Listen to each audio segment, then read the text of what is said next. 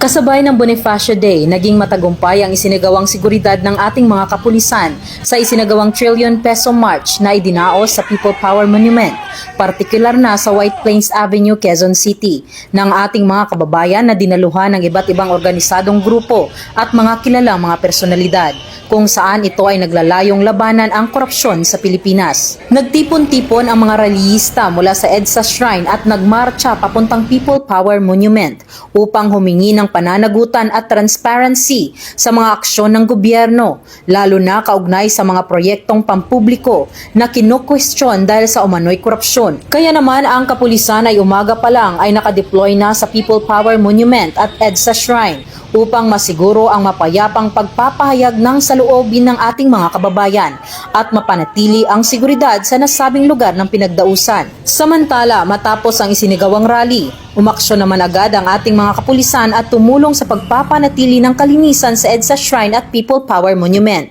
Ang kanilang sama-samang pagkilos ay patunay ng dedikasyon na serbisyo at suporta sa komunidad, lalo na sa mga okasyong nangangailangan ng mabilis at organisadong pagtugon. Sa kabuuan, naging matagumpay ang pagbibigay seguridad ng ating kapulisan sa nasabing aktibidad. Hangad ng kapulisan ang kaligtasan ng bawat mamamayan mula dito sa People Power Monument. Ako po ang inyong Police News Network Correspondent, Patrolwoman Jenny Midolor, alagad ng batas, tagataguyod ng Balitang Pulis.